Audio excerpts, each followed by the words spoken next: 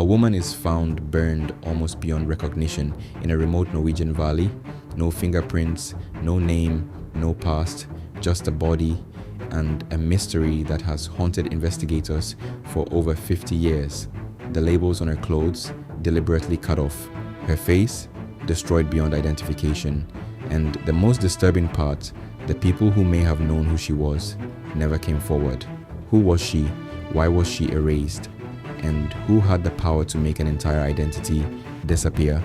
Don't skip a single second of this video. This case has layers, miss one detail, and the whole picture falls apart.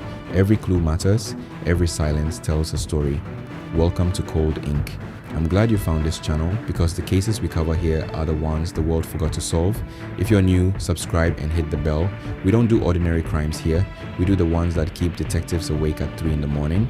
It was November 1970. A hiker in the Isdal Valley near Bergen, Norway, stumbled upon something that would never leave his memory. A woman's body lying between two rocks, partially burned.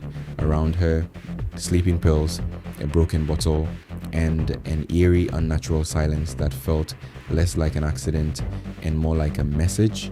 Norwegian police launched one of the largest investigations in the country's history. They had a body, they had evidence, they had an entire team of detectives. What they didn't have was a single answer. The woman was between 30 and 40 years old, well-dressed, well-traveled. Multiple witnesses across Norway remembered seeing her in the weeks before her death, in hotels, in restaurants, always alone, always watching, always uncareful. But here is where it gets deeply unsettling. When investigators traced her hotel stays, they found she had checked in under at least 8 different names. 8 different identities, each one false, each one perfectly constructed, and every single time she paid in cash, leaving no trail, no record, no existence. Her suitcases were recovered from a train station locker. Inside, more clothes with cut labels, forged documents, and a handwritten note in a coded language that took investigators weeks to partially decode. The decoded message revealed her recent movements across Europe, Germany, Belgium, Switzerland.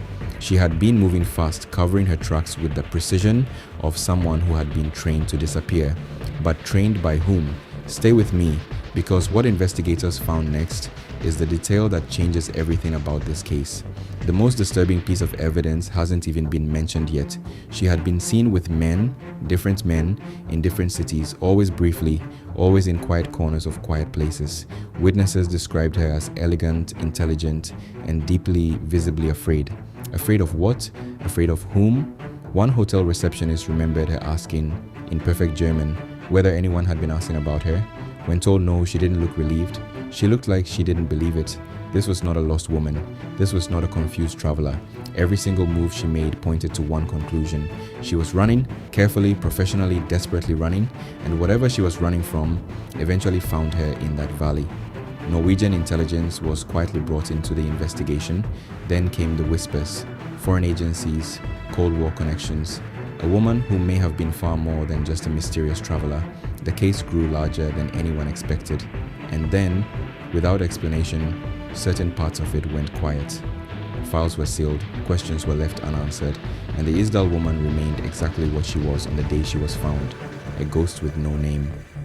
This is Cold Ink, and this case is far from closed. Part 2 is coming, and what we uncover next will make everything you just heard feel like only the beginning. Subscribe now so you don't miss it. The bell icon, hit it, because in cases like this, timing is everything. The Isdal woman had a past. Someone made sure we'd never find it. Who was she?